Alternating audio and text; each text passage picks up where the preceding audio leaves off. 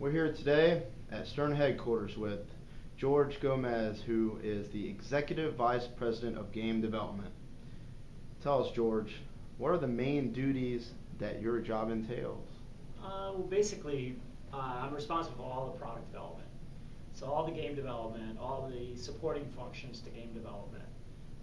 So the game designers, the mechanical engineers, the electrical engineers, the art team, the software team, the cable designers, the bill of material people, all of those people report up to me. And my job is to help them do their jobs. And so you kind of interact with them, you help them, and you've done all of those tasks before. I have. I'm very familiar with all those tasks. So who better, right? That's good.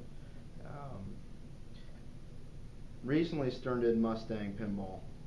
You're no stranger to being involved with automotive-themed pinball, as you did Corvette for Williams.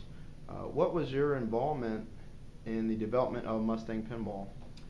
Just helping the team out. I'm a Mustang fan, and so I I spent a lot of time with them in terms of what would be the appropriate thing to do with a Mustang, how to handle Mustang. I had a lot of conversations with Ford, make sure that the product was consistent and with their brand. And I selected the artist, Camilo Pardo, who's a famous Ford car designer that has a great art style. And so I thought, it'd be a great combination to the game.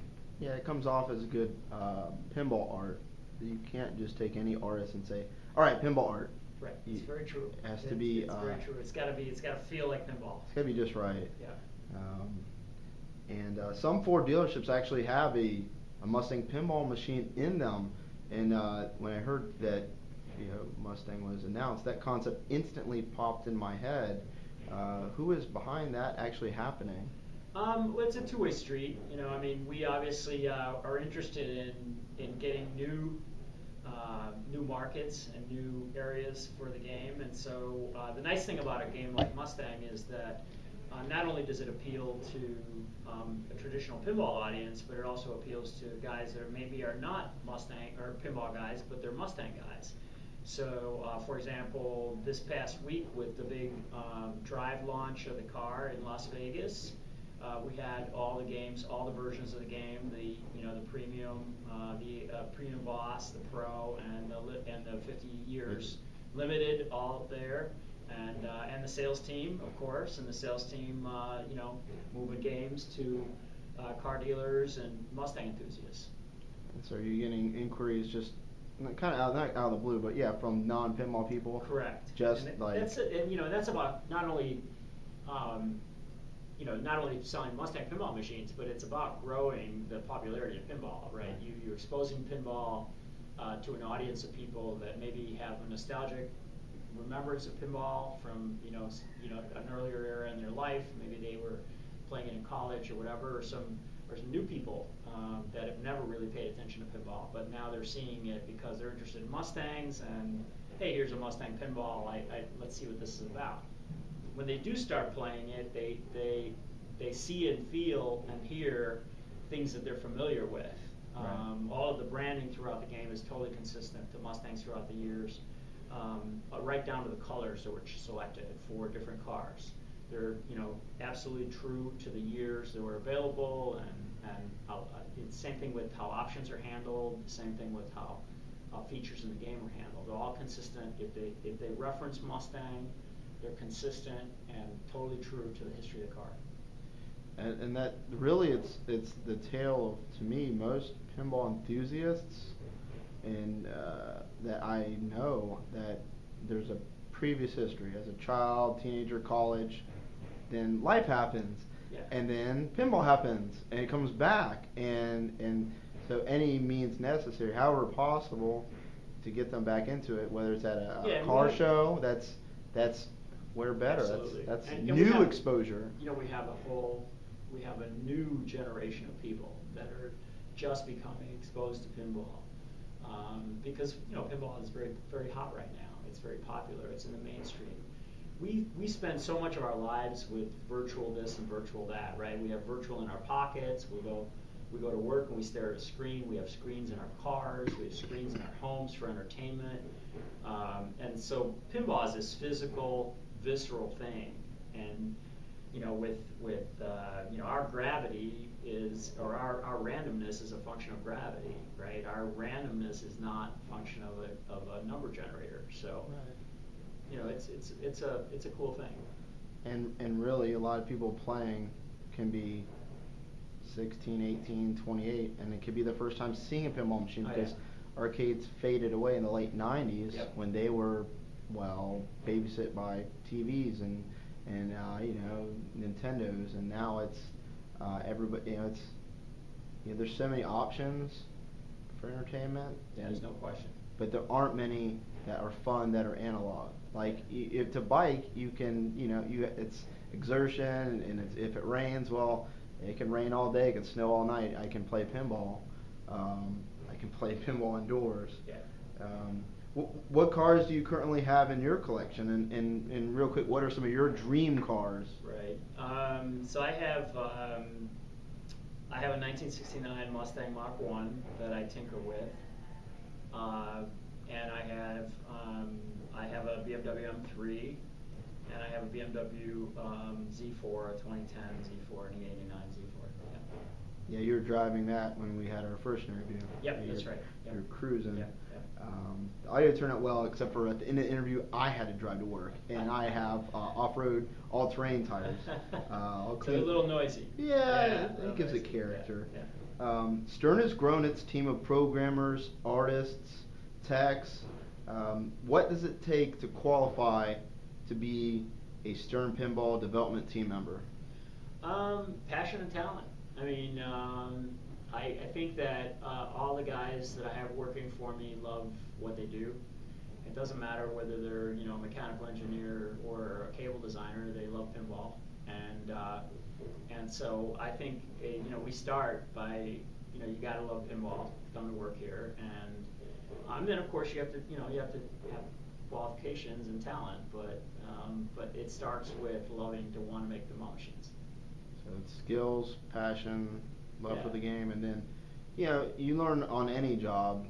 Yeah, absolutely. Things. Yeah, I have guys from all ages. So I have every sort of stage in someone's career. I have guys that have been around forever, and I have guys that are like half a year out of college. Wow. And so do you see kind of you're adding people, and that those people are adding redundancy for the future, like you can see them they go into low roles. I think it's about growing and developing the next generation of great designers, right? It has to start with us, bringing someone in and sort of imparting the knowledge and the experience that we have into how they do things. But the ideas that they bring are going to be different than the ideas that we have. So, I think any business that intends to be vital has to do that. That's right. The growth of arcades and barcades has been impressive the recent years. Have you been to many of them, and what have your experiences been like at them? Yeah, I've certainly been to all the ones here in town. I've been to some of them when I visit other cities. I make it a point to visit, sort of the pockets of pinball, popularity. And so, yes, I've been to them in Denver. I've been to them in Seattle. I've been to them in Michigan. I've been to them here in Chicago. I've been to them in New York.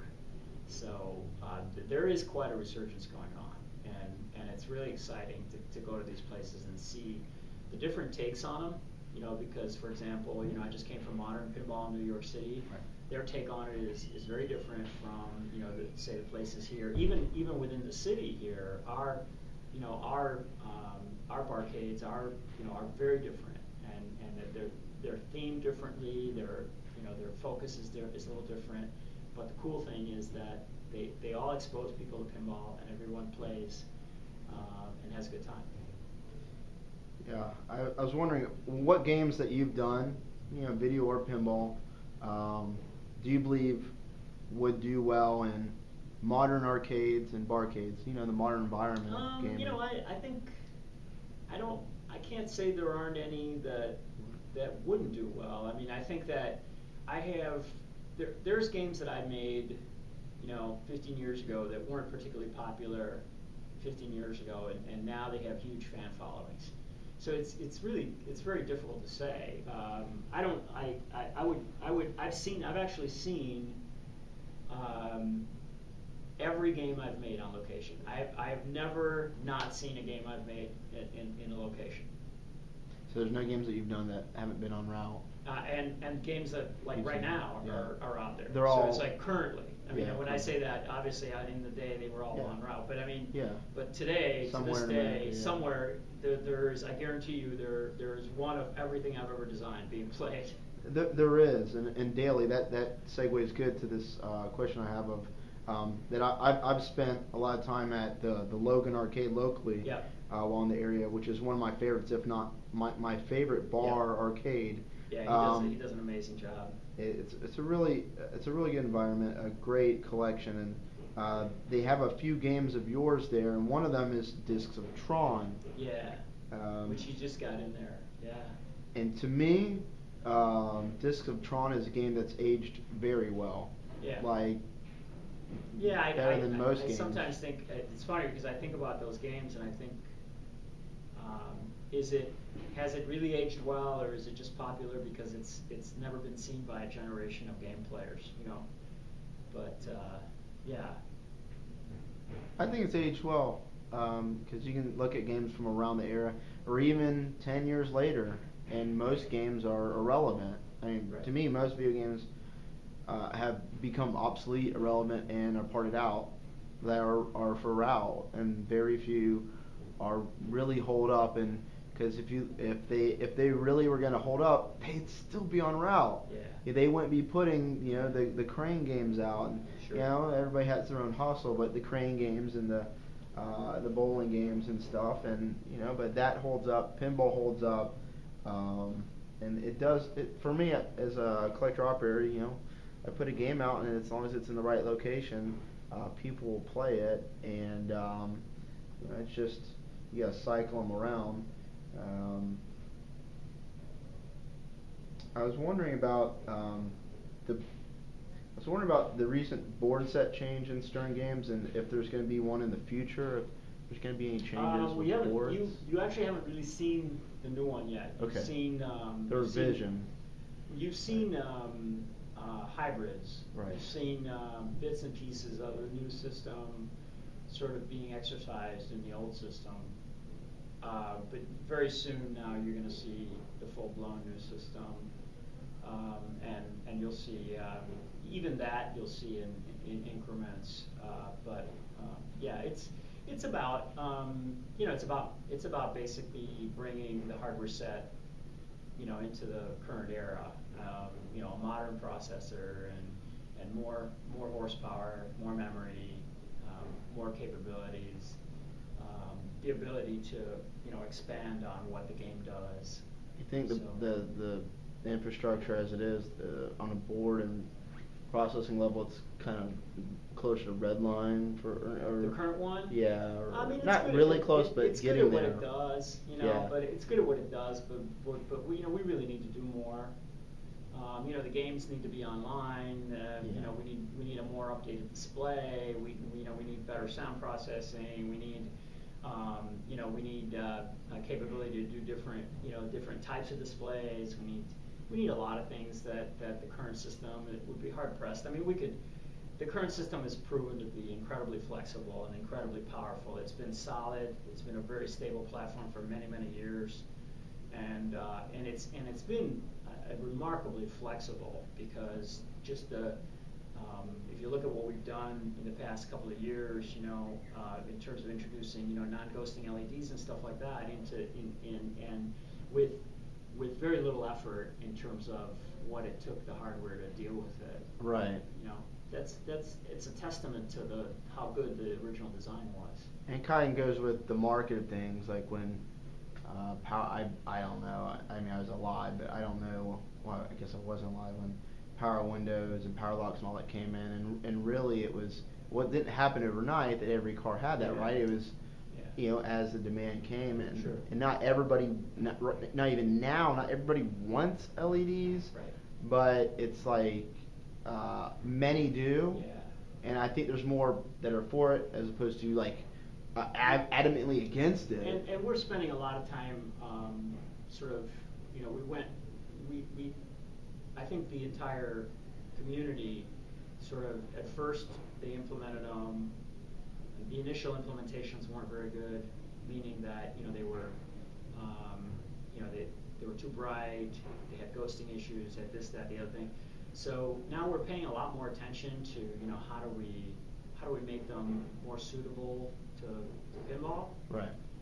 Because we've got there's like any technology, it's becoming more mature, and there's more there's more functionality, more available control, the more reliability, a greater number of available vendors. I mean, there's a lot of things that play into that, and so I think that's kind of it's the future, and we'll get it right. It always takes some time.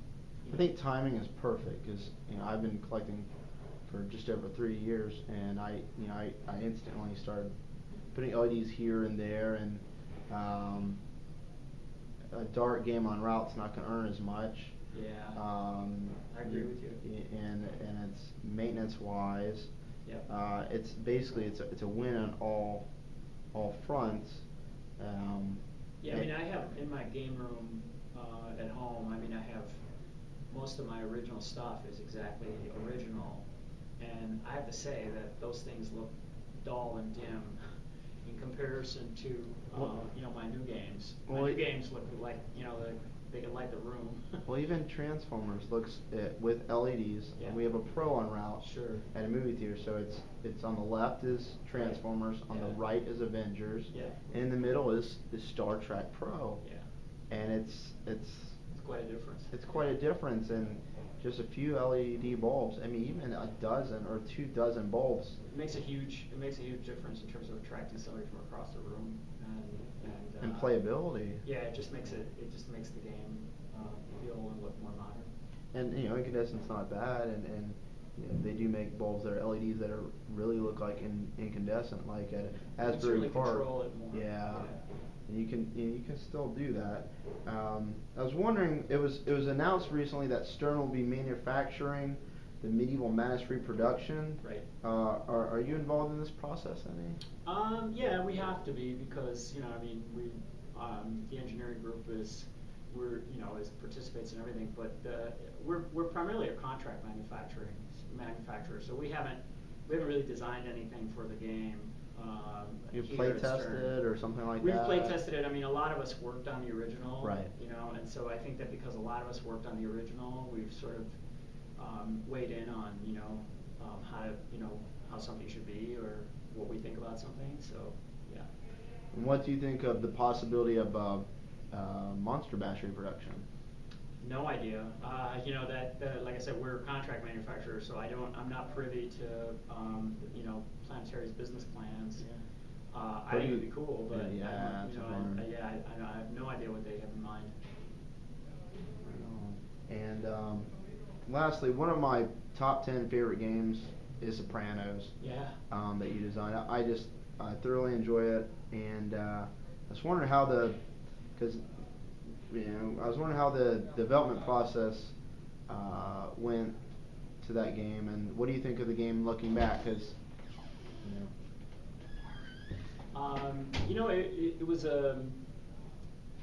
it was a really fun game to do because I was a fan of the show. I worked on it with Lyman. Lyman and I have worked on a bunch of games together, and we always managed to pull off some good stuff. We did Batman together. We worked on Revenge from Mars together. We worked on Sopranos. We worked on Batman. We've done a lot of games together, so we know each other. We know kind of how each other work, and I think there's a lot of mutual respect. And so I think that it's always fun to do a game with him, and I think that we had a really good time doing that game. We sort of immersed ourselves in all the lore of Sopranos, and watched all the episodes, and talked, got together and talked a lot about what we were doing, and then once we set down the path, it went pretty smooth. I mean, we really didn't have any kind of sort of issues with things that we didn't anticipate, or we did add the safe very late in the process. There was a lot of conversation a lot of input from the rest of the guys in the company about you really need a more dynamic feature in the center. So we did spend some time with that. That was probably the biggest challenge, was getting through that part. You said the word fun, and to me the game is fun. It shows that that idea was in mind. I like the rules. Stacking is real fun in it. The calls are great. The super jackpot is great. Yeah. But looking back as a game, is it one you're more proud of? I like that game a lot. I like that game a lot. That game is one of those games that's stood the test of time, which is interesting, because once the fiction once the show sort of ended, it sort of got out of the mainstream, and and yet that's one of the games that I see on location a lot, right? And I think operators like that game. I think that game earns well, and I think operators like that game. It's not like really family friendly, but I've seen it in like family fun centers, which is kind of weird. You've got there is a you setting. can do family mode. Yeah, you can do family mode. And it's bikinis. And I've seen it's it. Like it's like sort of it's like molded plastic bikinis. Yeah.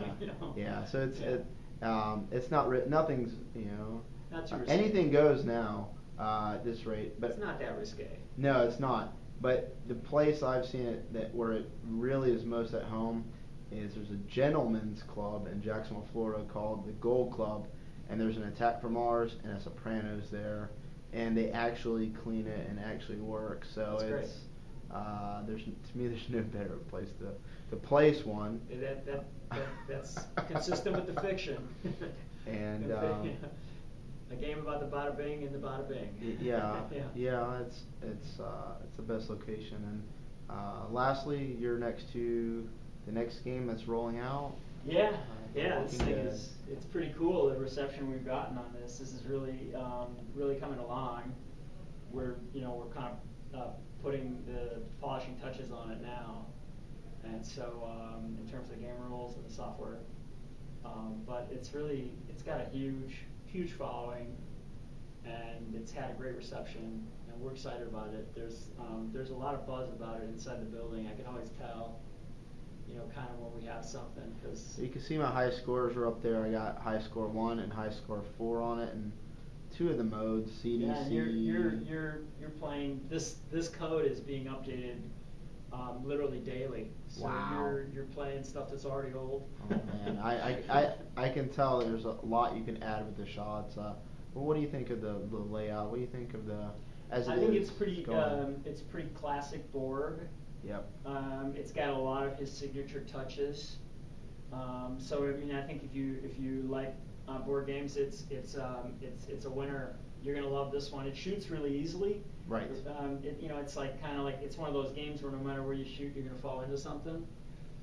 It's got a really cool new feature that we just designed, and that's these rollover switches. These are rollovers unlike any rollovers you've ever seen before. They have some really neat things, and they solved a lot of the issues, a lot of historical issues with rollovers. Right. And so we're excited about that. You're going to be seeing those because designers now it's a tool, and now it's a toy in the toy box, and so you're going to be seeing designers use them more and more. Kind of an old school feature that still has a lot of appeal. And it's very traditional pinball, but it's always been a very tough feature to maintain. They've been unreliable and they're hard. You got to keep the hard code out of them and all this kind of stuff. We solved all that stuff, so it's pretty cool. You'll also see you know, you'll see some improvements in our magnet designs. Right. Yeah, and so I think, you know, I think you'll see a lot of fun stuff with that. You'll see some definitely some durability improvements. So what do you think of the game as a fun factor? How do you rate it? Fun? I think it's right up there. I think it's, you know, I'm telling you that it's getting a lot of, it's gotten a lot of buzz in the building, and whenever you get a lot of that in this building, it says something, because these guys are very jaded. They're exposed to everything, and they've played everything. Yeah. And so, you know, I think it's up there. Yeah, I was buzzing. I played it for about 20-30 minutes, and you can have a nice, long, enjoyable game.